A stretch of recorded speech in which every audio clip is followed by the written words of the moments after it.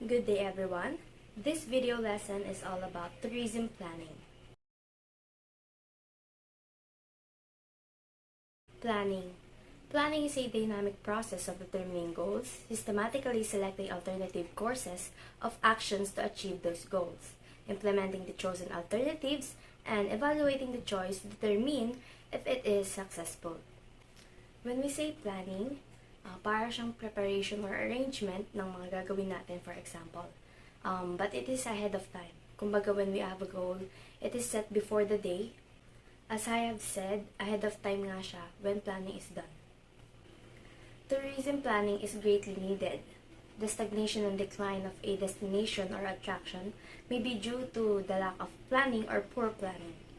According to the destination life cycle concept as defined by Blog 1973, destination areas tend to rise and fall in popularity according to the whims of those in the predominant or psychographic groups to which they appeal at different stages in their development histories. So what are the reasons for tourism planning? Mahalaga ba ito? The answer is yes. Tourism planning would be a helping hand to you once you've traveled. Tinutulungan nitong ma-minimize yung negative effect and ma-maximize on the other hand yung positive effect that could affect both the host and guests. And if tourism isn't planned well, it may create a number of problems like overcrowding in destinations and environmental degradation. We have here Plug's psychographic model. A new or exotic destination tends to appeal first to Plug's allocentric group, the innovators in the travel market who look for less crowded and unique destinations. What he was trying to say in here is that the determinants of the travel patterns and preference is mainly because of the traveler's personality, characteristics, or what we call psychographics. As you can see in here, there is mid-centric or the pinpoint. They are between the allocentric and psychocentric types. Hindi sila ganoong ka-adventurous pero they are still open on experiencing some things that are new to them. On the right side, there's near psychocentric and psychocentric. These are the tourists who are non-adventurous and sometimes they refuse to travel by air, not because of financial problems or other stuff, but for the psychological reasons. They are inhibited or it is hard for them to behave naturally and express their feelings. On the left side, we have near allocentric and allocentric. So sila naman yung kabaliktaran ng psychocentric. These people are outgoing, more adventurous, they like to interact with new people in any kind of cultures, and they explore areas that are unusual to people. Moving on to the consequences of lack of tourism framing or poor tourism planning. The following are the symptoms of the inadequate or poor tourism planning. Here are the examples of physical impacts. We have the overcrowding, too much trash, and traffics.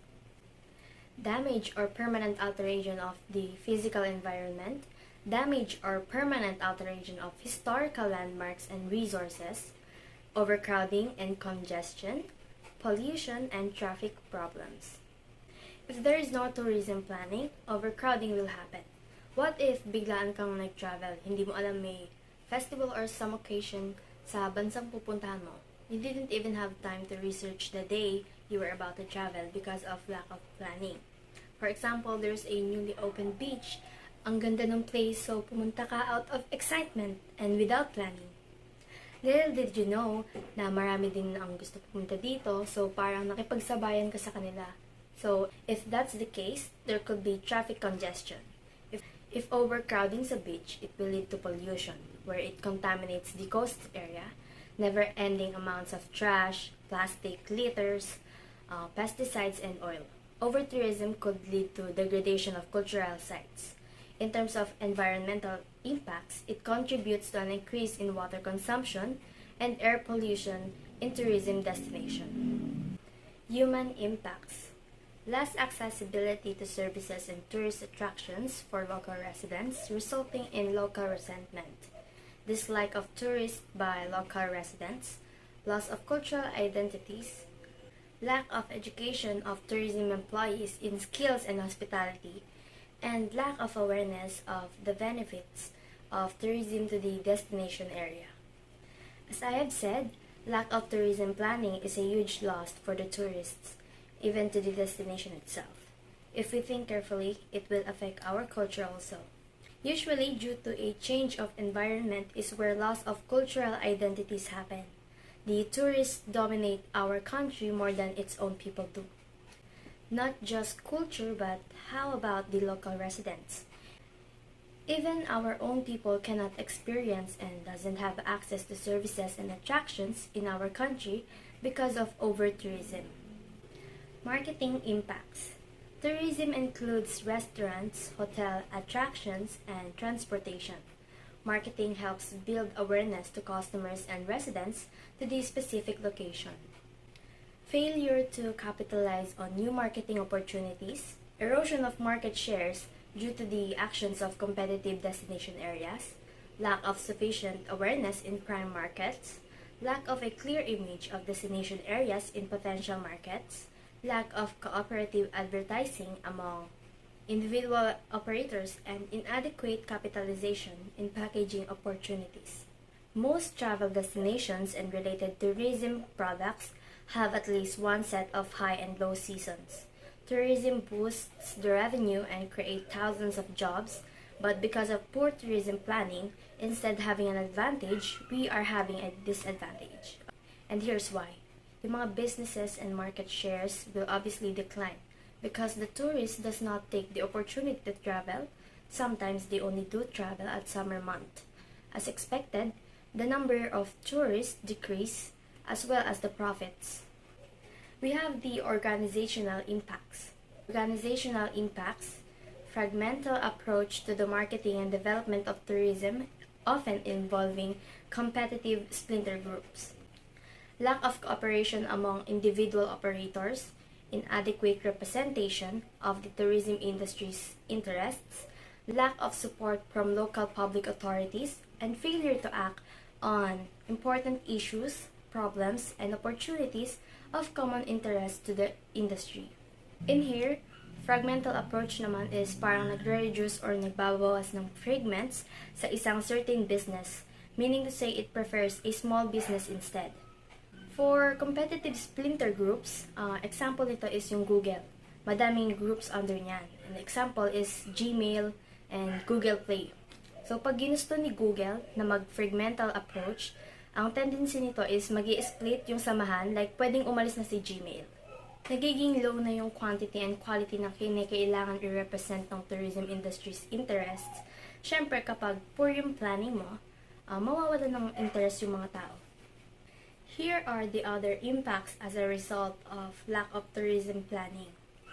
Other impacts: lack of sufficient attractions and events, high seasonality and short lengths of stay, poor or deteriorating quality of facilities and services, and poor or inadequate travel information services. Going to a country where you're going to spend your vacation, seasonality starts the fluctuation in tourists and visitor numbers to a destination. Well, sa ibang destinations, yung pag-accommodate nila ng people, minsan kasi mas marami pa yung tourists and visitors, and sometimes naman, there are few tourists and visitors lang. Yung attractions din kasi is important also, though it is not limited, kaya lang yung mga tourists kadalasan pumupunta lang sila sa mga kilalang lugar like for vacation. Saan ba sila madalas pumunta? Boracay, Palawan, and other places. So we need to give them a fuller version of travel informations and upgrade the quality of those facilities, to which tourists can see the beauty of unusual places in the Philippines. Tourism in developed country. Number 1, in general, planning for tourists is less difficult in the developed countries than it is in developing one. So it simply means here that it is much easier or much better for every tourist to do their plannings in a country which is already developed because it has already the access, accommodations, the equipments, and the things that they need for their future travels. So for number 2, environment of that places, or for example, a country, it should contain the quality that should provide the needs or the expectations of tourists, but also protects the residents of that place. For number 3, planning to develop a tourism should be the same as planning to develop a city or region. So, we all know naman na kapag nagpa-plan na i-develop ang isang city or isang region, is talagang pinagbubuhusan ito ng government. So, ganun din sa turismo. So, magkakaroon dito ng involve ang ating government because they are the one who will give the guidelines, ordinance, and some restriction for them to develop their plans in that area. For 4, target countries or state can be identified as the potential tourists. So, from the word itself, target countries or state as potential tourists. So, ibig sabihin, yung mga turista from other country. For example, they are browsing from their phone and naghahanap sila ng places or country na pwede nilang i-visit.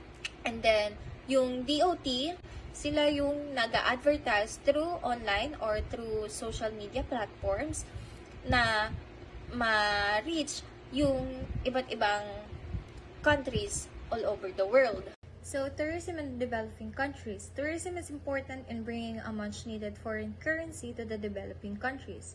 In a country which is under the developing stage, tourism is very important because, as stated there, it brings the foreign currency that will help them to develop a particular country. For example, if that country is hindi pa siya ganun kaunlad and need pa ng mga infrastructure na kailangan ipatayo, mga places na kailangan pang i-develop, that's why they need the foreign currency kasi ayun yung mag-help sa kanila para magkaroon sila ng budget or income na papasok sa kanila na pwedeng gamitin sa pagpapatayo o pagpapaganda ng isang country. And pag napaganda na yung country, mas tataas yung percentage ng mga tourists na papasok sa bansang iyon. So, next is other advantages are increase of employment opportunities and the development of infrastructure.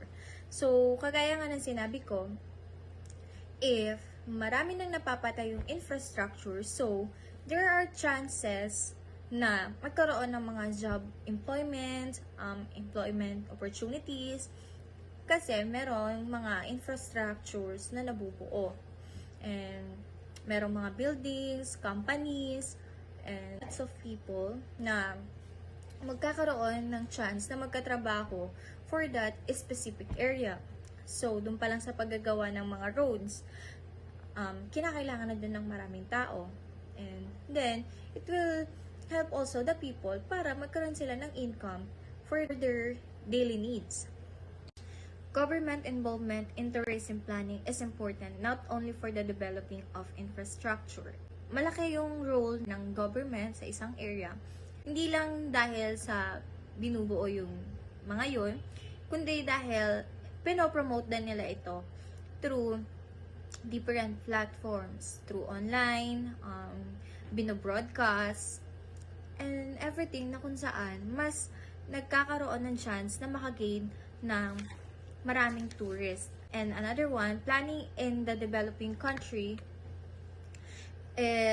can bring cultural impact to the tourist area because culture may be so fragile that tourism can influence it. As we notice, whenever a tourist visited an area, may nakukuha yung tourist dun sa area. For example, bumisit siya sa mga katutubo areas.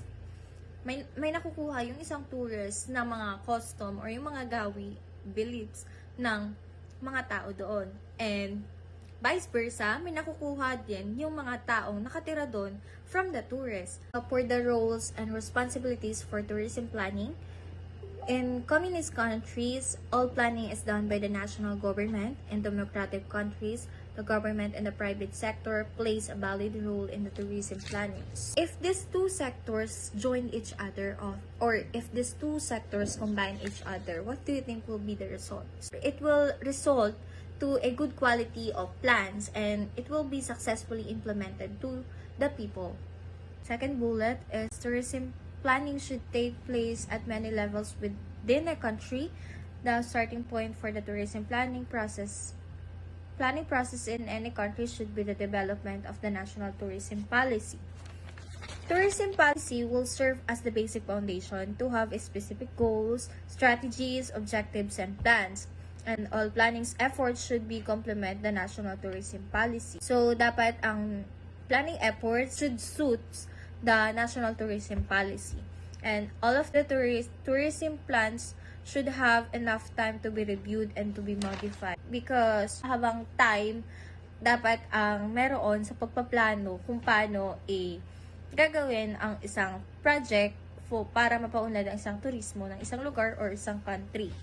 So, changes is inevitable and it will continue. That is why tourism policy making planning should be dynamic process. So, hindi maiiwasan yung mga changes na mangyayari sa isang turismo.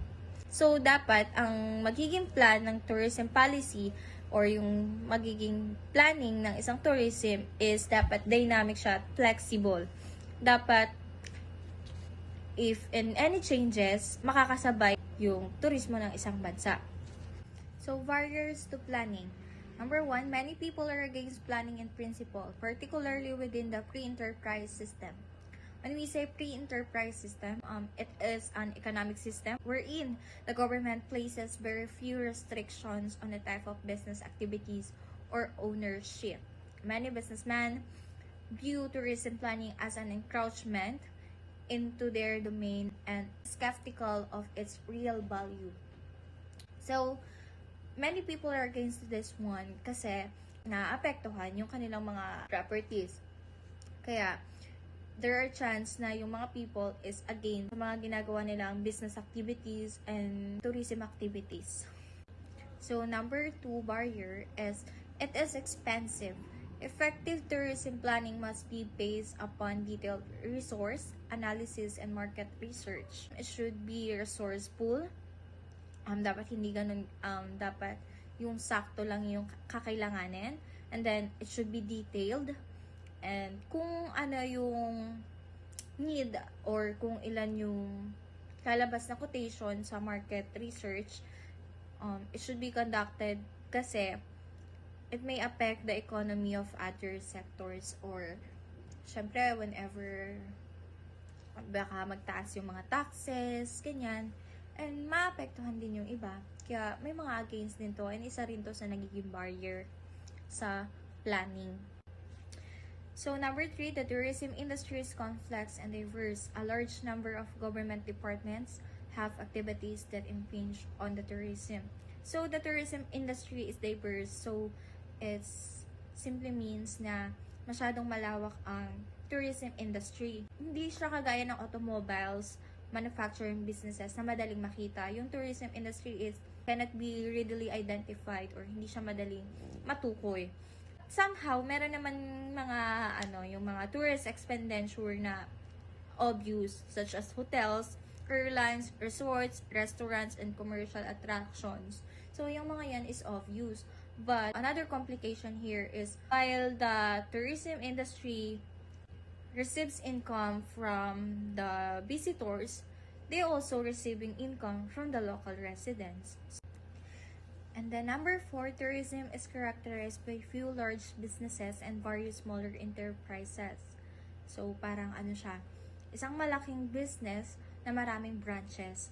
And then, there is also a tendency for individual operators to consider themselves as being in the hotel industry or restaurant industries rather than accepting their broader role in the tourism industry. So, there are chances for individual to rather choose in working for the hotel industry or restaurant industry kaysa palawakin or pagyabungin yung role nila or position nila sa isang tourism industry. Kasi yung tourism industry is masyado siyang malawak. And unlike sa mga hotel and restaurant, nasa isang lugar lang siya or isang thing lang yung kinikater nila doon.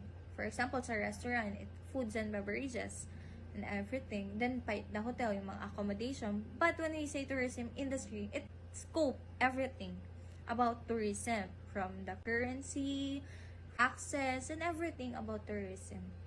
So, despite these barriers to tourism planning, an increasing number of plans are produced each year around the world. Even the tourism experiencing different barriers, still, there are the increasing number of plans every year. So, next is the tourism planning process. The planning is an ongoing process that must keep up with the changes character of the world and the destination area. The planning procedures follow step-by-step pattern. There are 5 essential steps in the tourism planning. The first one is the background analysis phase. The second one is the detailed research and analysis phase. The third one is the synthesis phase. The fourth one is the goal setting, strategy, selection, and objective setting phase. And the last one is the plan development phase. Let's tackle the background analysis phase. So, this is the first step of tourism planning process. So, it provides the basic direction for the succeeding steps. Also, the logical launching point for most tourism plans since most destination areas.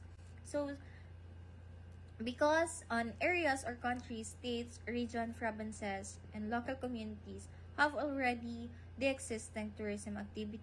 Here, nagkakaroon sila ng conduct or nagkakaroon sila ng background analysis kung ano yung ginagawang mga activities doon sa specific area na yon. Kung paano nila ma-enhance, kung ano yung mga plano na dapat nilang gawin para mapaganda or mas mapaayos or ma-build up yung isang tourism or yung tourism activity for a specific area. There is a hierarchy of goals and objectives in the tourism policy making. And tourism policy goals is a long-term process, and it targets the destination areas that will provide the frame and rationale for supporting the goals and the objective of the tourism plans. So as you can see in the table, there is a component and subcomponent. So natural features, what is the subcomponents of natural features? Syempre, mga landscapes. Sceneries yung mga nakikita yung mga magaganda. Kasi kami dito sa Rizal, marami kaming magagandang sceneries whenever we are hiking in the mountains. Lalo na pag napupunta kami sa Cafe in the Sky, sa Thunderbirds. Yan, dito yan sa Angono.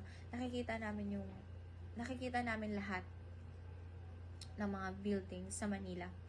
And then, unique features, flora and fauna, buildings, historical and cultural features. Syempre, nandun yung site, yung themes, yung communities, sub-communities, attraction. So, example pala nito is yung mga museum, yung mga intramuros, yung may nakaraang historia. Very attractive siya sa mga tourists. And tourist operation and facilities, accommodation, food service, event information centers.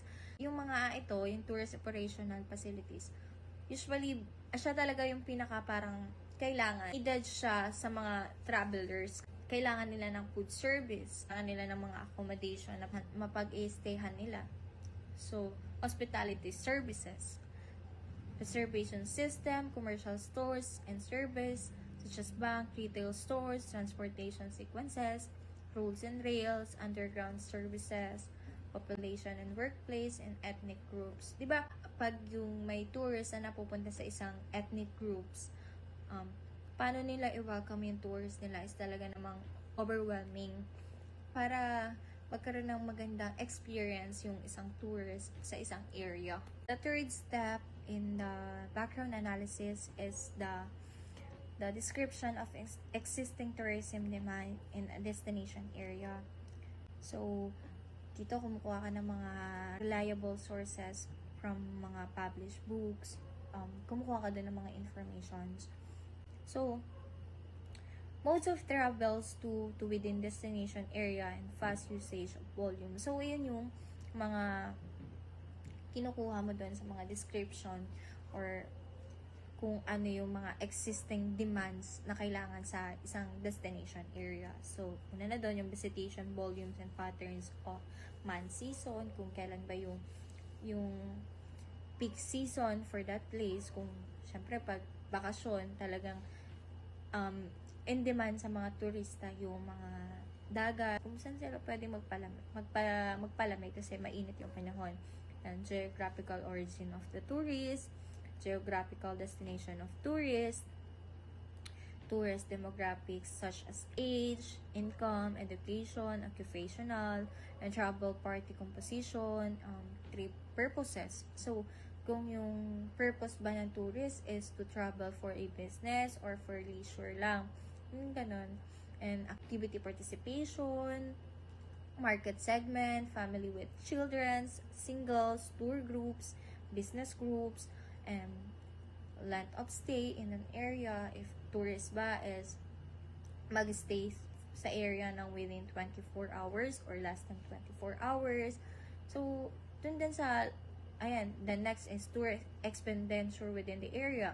So, di ba pag mag-i-stay ang tourist sa isang area within more than 24 hours. So, probably, kailangan niya ng mga accommodations like hotels, kung saan pwede siya dun mag-stay over.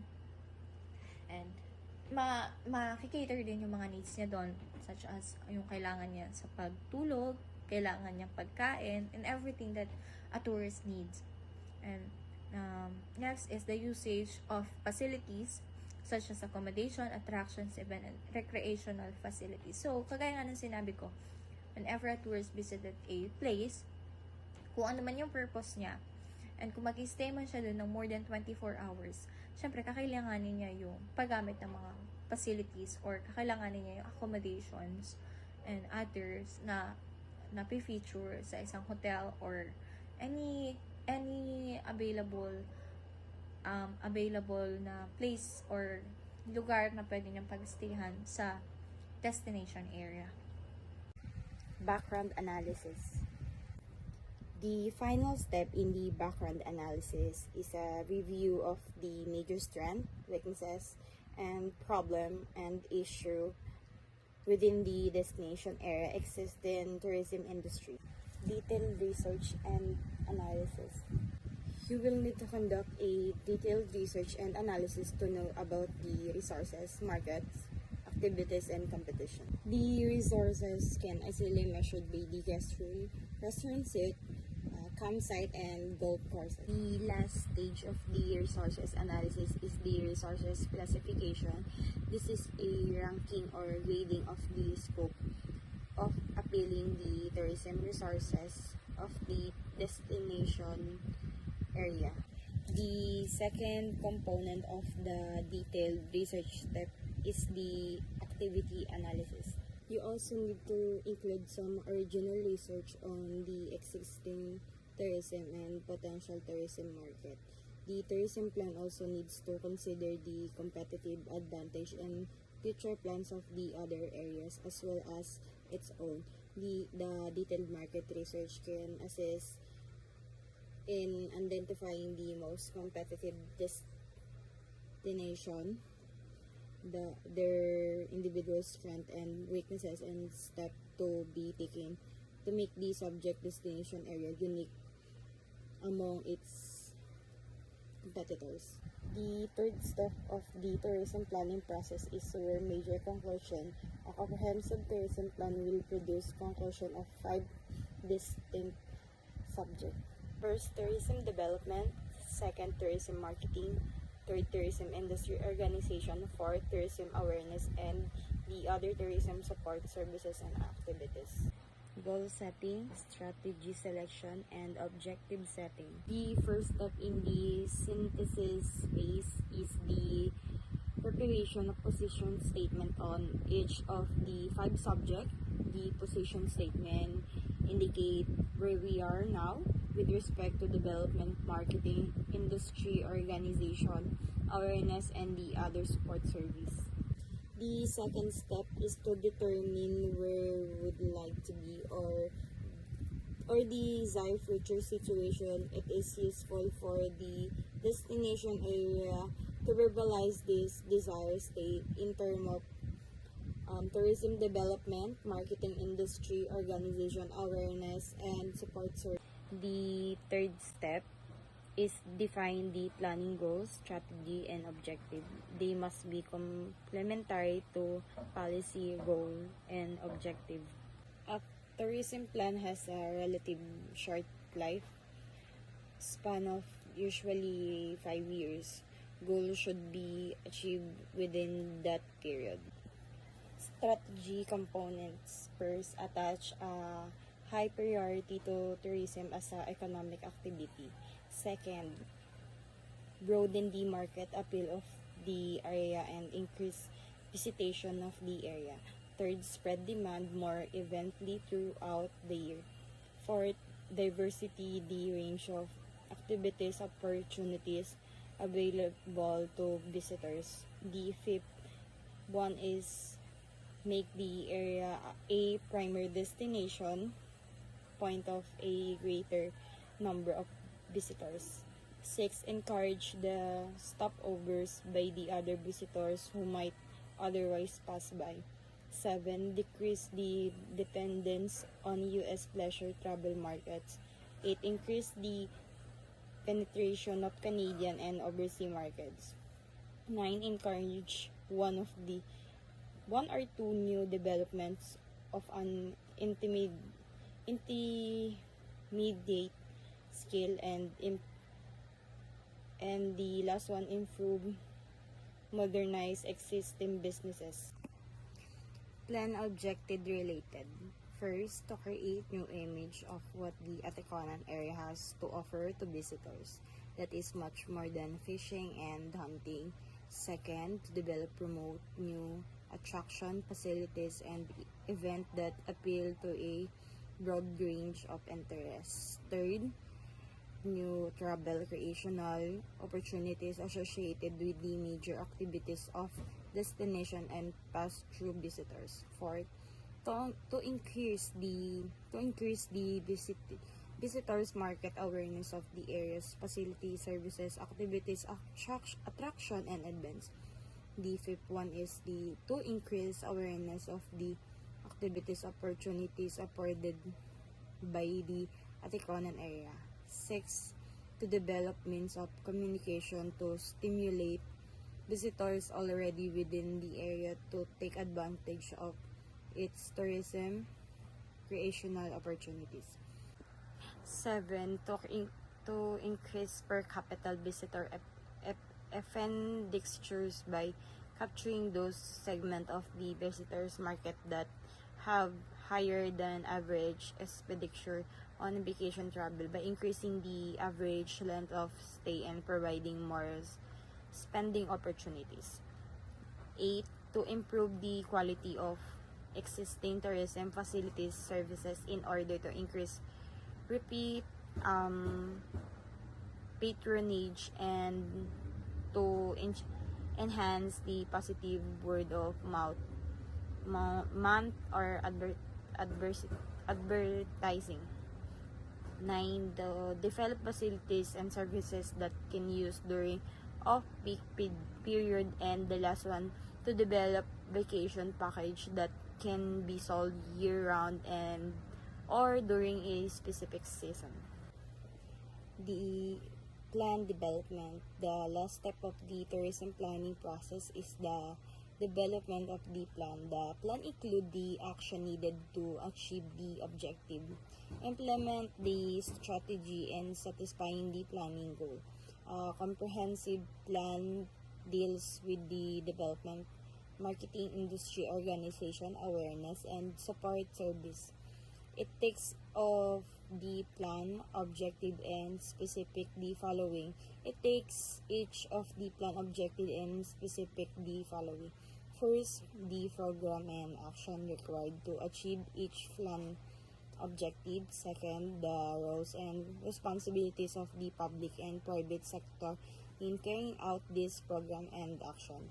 The third, the specific development and marketing concept and opportunities that will help achieve certain objective. Number 4, the fund requires to carry out a specific program and action. 5, the sources of the funds. 6 is the timeable of carrying out specific program and action within the plan, and the seven, the method for monitoring the success of the plan on a periodic basis during interim.